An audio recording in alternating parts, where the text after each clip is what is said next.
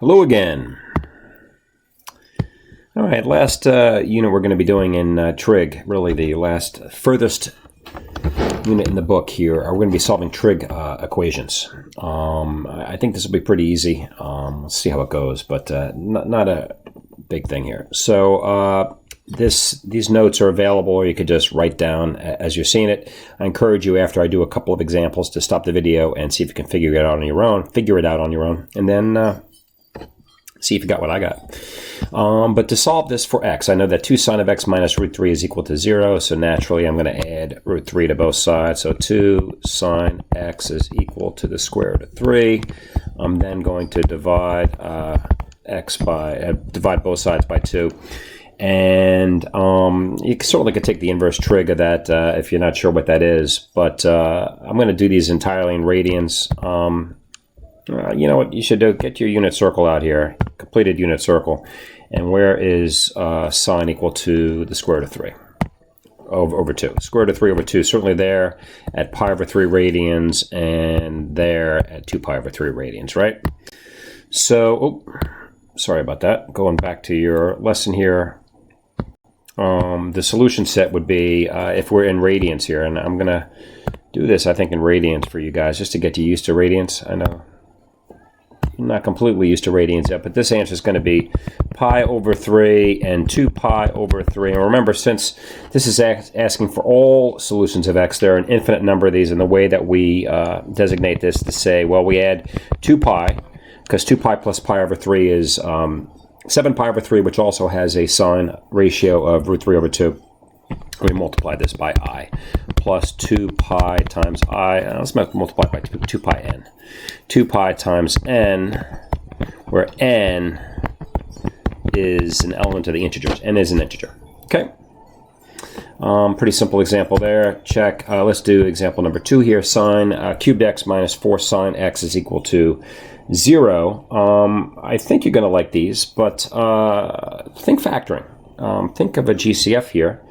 And in this case, the GCF would be sine of x. So I factor out a sine of x from both of these guys here. What do I have left? Well, I think I have 2 sine squared of x minus 4. Okay? Sine squared x minus 4 is kind of synonymous with x squared minus 4. So x squared minus 4 factors into x plus 2 times x minus 2. Do we agree? So this guy is, of course, going to factor into sine x plus 2, sine x minus 2, and then, of course, the original sine of x in the beginning. If that equals to 0, well, we have 3 things multiplied together that equal 0. Either sine of x equals 0, sine x plus 2 equals 0, or sine x minus 2 is equal to 0. This is going to be sine x equals 2, sine x equals negative 2, and sine of x is equal to 0. Well, I think you should try to understand that sine of x can never be equal to 2 or negative 2. And because sine is capped at 1 and negative 1 for its range, therefore these will produce no solutions here. And sine of x is equal to 0. So when does that happen? Well, you get your unit circle out here, which you should be getting familiar with. Sine is the y value. It happens at pi and 2 pi. So we can basically say here, let me get back to this. This is going to happen at 0 plus pi times n, right? Where n is any integer, right? 0 plus pi is pi. Pi has sine of pi is 0, sine of 2 pi is 0, sine of negative 2 pi is 0, so on and so forth. Okay? See if you can calculate number 3 on your own. Well, actually, there's a little difference with number 3, but see if you can calculate the general solution, and then I'm going to tell you that we're only looking to solve this in this region here where x is between 0 and pi inclusive. Pause the video. Okay, did you make the leap that this is just like x squared minus 5x plus 6 equals 0? So this would obviously factor into x minus 3, x minus 2 is equal to 0. Well, the x in this case is not x, it's cosine of x. So this would be cosine of x, minus 3, cosine of x minus 2 equals 0. So cosine of x equals 2, or cosine of x equals 3. When does that happen? Well, cosine, if you try to take the inverse cosine of 2 or 3, you're going to realize that it never happens. There is no solution to this equation. Do we agree? All right. Wanted to see if you can do number 4. Oh, just this is the symbolism for math to say that the interval that I'm looking for these solutions occur between 0 and 2 pi. This is a way, you'll see it in some textbooks. I could write this, that the solution, I want the solution to be in, these are closed brackets, right? Less than or equal to 0, less than or equal to 2 pi. So really, this is just saying the first rotation of the trig functions, of cosine or sine, right? Of the trig.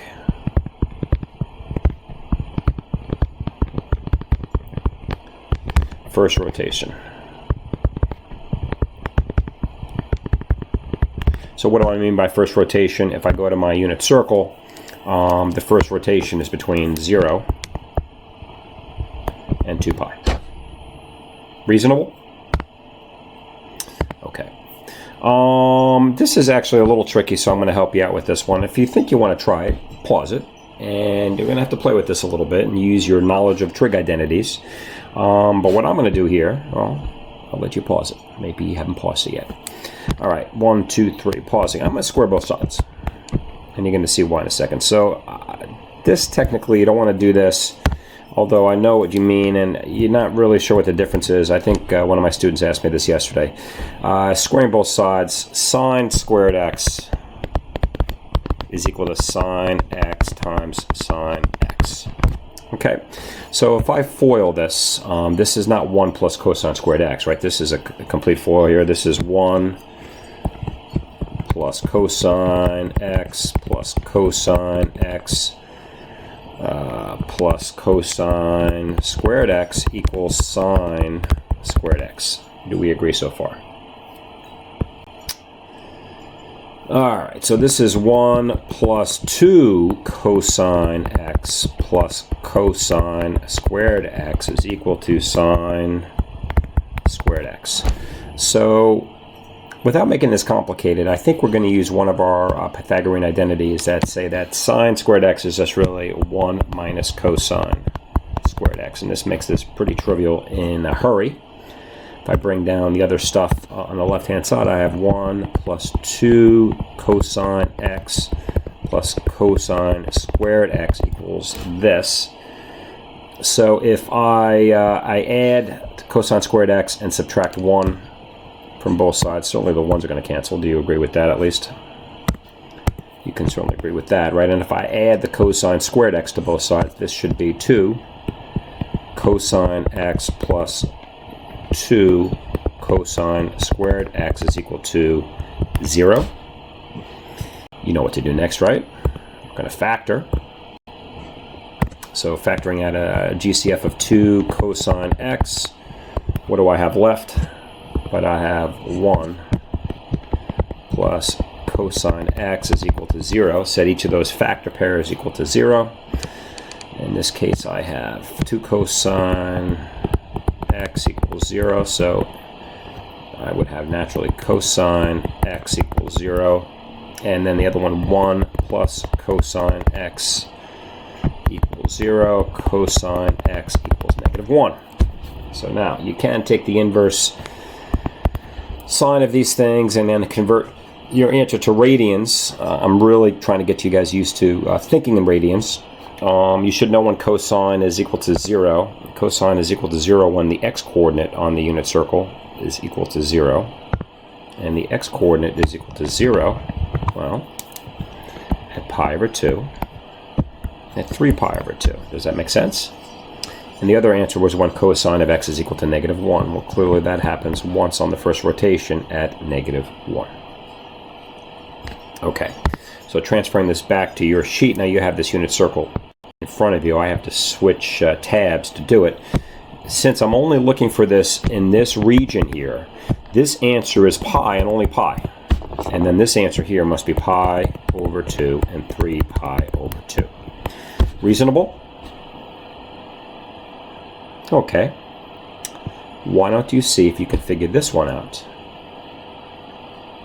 in this region? So again, this is only going to be specifically when is 3 cosecant squared of x equal to 4 in this region from 0 to 2 pi. Pause the screen and I will help you if you struggle.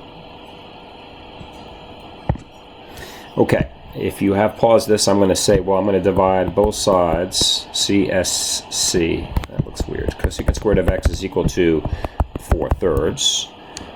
I am going to say, well, cosecant is the reciprocal of sine. So sine squared x is equal to 3/4. Think reciprocal, R-E-C-R-I-P, reciprocal. Reciprocal. 2 exclamation points. 3. Let's go 3. Take the square root of both sides, and I think you see what's going to happen here, hopefully. Take the square root of both sides. Sine, the square root of something squared is something. In this case, that's going to be sine x is equal to the square root of 3 over the square root of 4. Root 3 over 2. Do we agree? Do we agree? Some of you are agreeing with me, and you shouldn't be, because when you take the square root of both sides, it has to be plus or minus. Okay, so where is sine equal to plus or minus root 3 over 2? Again, you can get out your unit circle.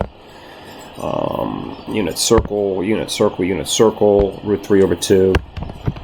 All right, so there's 4 of them, right? Root 3 over 2, root 3 over 2, so that's there. And then negative root 3 over 2, and negative root 3 over 2, and that's there. Right, so we're looking at pi over 3, 2 pi over 3, 4 pi over 3, and 5 pi over 3. All right, so where does this happen? Happens at pi. Oh, let me get back to my color here. Pi over 3, 2 pi over 3, 4 pi over 3, and 5 pi over 3. Remember, we're only concerned in this region here, so there are only 4 solutions to this equation. If I was not quantifying it by a specific region, you'd have to give me the plus 2 pi times n solution. Okay, see if you can get this one. Pause the video and go for it.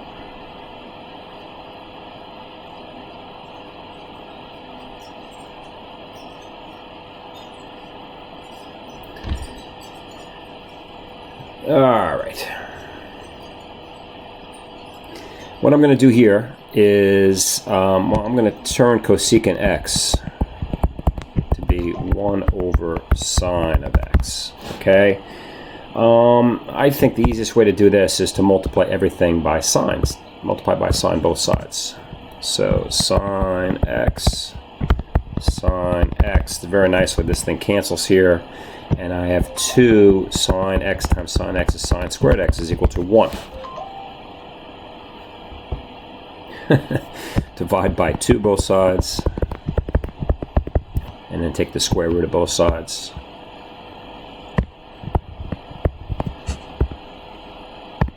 And sine of x is equal to plus or minus 1 over the square root of 2, which if we rationalize would be root 2 over 2 plus or minus. So where is sine x equal to plus or minus root 2 over 2? Again, this is between 0 and pi. We have restricted this region, so I could write it like this or like this. This means the same thing. And pi, sine is plus or minus root 2 over 2 at pi over 4 and 3 pi over 4. Right, it's actually only positive root 2 over 2. Sine is not negative in the first or second quadrants, which is where our restriction is. So the answers here are going to be pi over 4 or 3 pi over 4. Sound reasonable? Why don't you try the next one? Pause the video. Okay, this one should be fairly evident what to do here. It's clearly there's a GCF of tangent squared x from both of these. So if I factor out the tangent squared x, how do I do that? Factor out the tangent squared x here. What do I have left? Well, I'm going to have 1 minus sine of x. Very simply, set these guys equal to 0. Tangent squared x is equal to 0. Tan x is equal to 0. And then we have 1 minus sine x equals 0. Sine x equals 1. All right, so let's take a look at this unit circle here. Where is tangent equal to 0? Well, tangent's equal to 0 where sine is equal to 0, right? Sine is equal to 0 at 0. Sine is equal to 0 at pi. So tangent is 0 at 0, pi, 2 pi, so on and so forth. Since I haven't restricted this, this is going to be, I'm just going to say pi. How about this? 0 plus pi times n, because there's an infinite number of answers here. N, of course, is an integer. That covers that. Where is sine equal to 1? Again, you can look at your unit circle. On the first rotation of the unit circle, sine is equal to 1 only at pi over 2. So, let's go back to our, oh gosh, I'll figure this out eventually, guys. All right, so this answer is going to be pi over 2. Pi over 2 plus 2 pi times n. Again, n is an integer. There are a bunch of these problems. These are starting to get a little repetitive. I think you can figure these out. Let's take a look at number 9 real quick. What screams at you here? I can tell you what should scream at you here is this looks like 4x squared minus 1 to me, which factors in a 2x plus 1 times 2x minus 1. Does that sound reasonable? So naturally this guy will factor as the x is now going to be sine x. 2 sine x plus 1, 2 sine x minus 1. Set that equal to 0. You certainly can be able to solve there. Again, no restrictions, so you're going to need the 2 pi times n solution. And if you look at this guy here, number 10, pause it if you're not sure.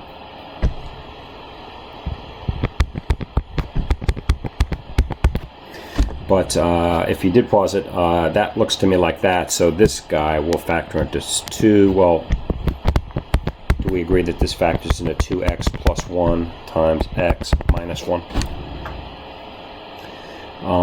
Just a quick grouping there. And so that's what this guy is going to factor into 2 sine x plus 1. Did I do that right? Oh, these signs are a little off here.